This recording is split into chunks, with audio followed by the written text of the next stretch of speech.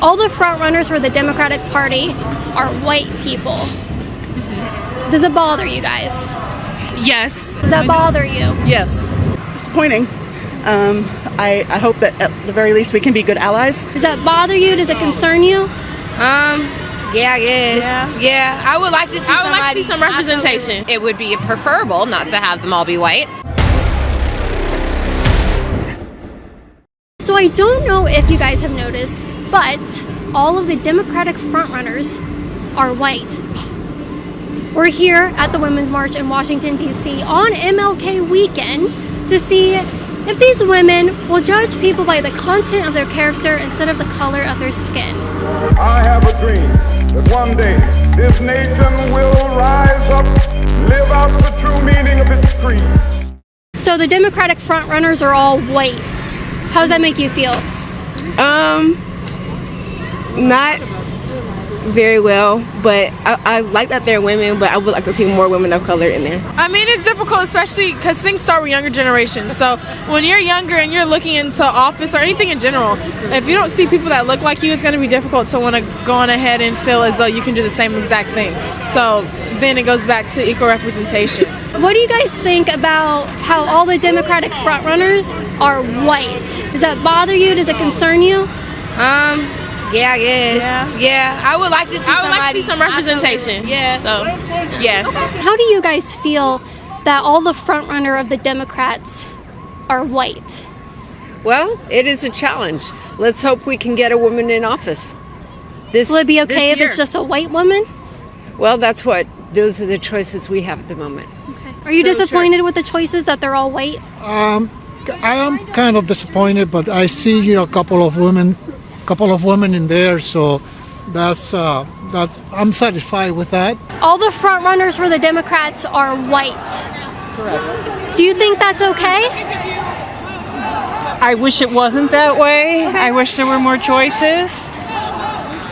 I feel sorry that it seems to come down to money and raising money in order to remain a candidate and to stay on the where the debate circuit. When Kamala Harris had to step down, and it's all because of money. That made me feel sad.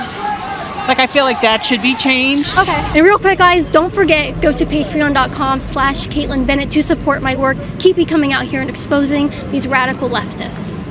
The front runners for the Democratic Party are all white. What do you think about that? Well, I mean, of course you want more diversity in anything that you do. So it would be preferable not to have them all be white, but that's kind of where we find ourselves. Unfortunately.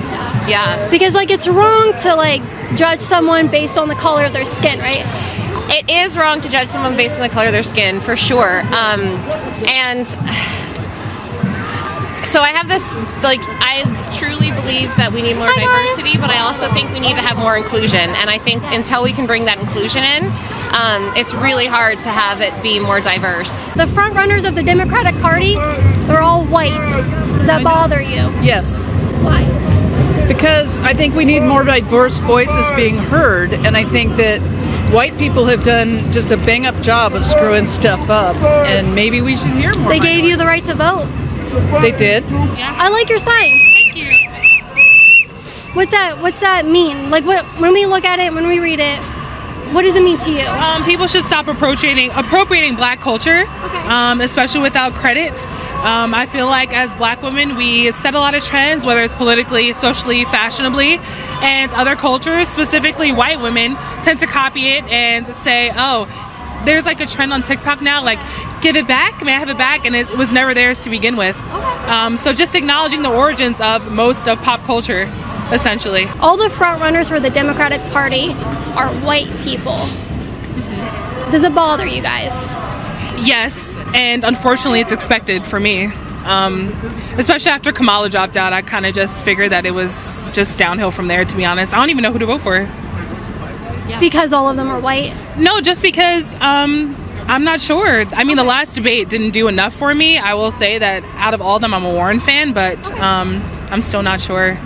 And I know it's a huge problem that the first states to vote in the primaries are the ones that are predominantly white. So it's not necessarily representative of a lot of the stuff that we want to see in the White House. Also, most of their political teams are white, so there isn't even representation there of the organizers and the people out on the field doing half the job for the candidates themselves.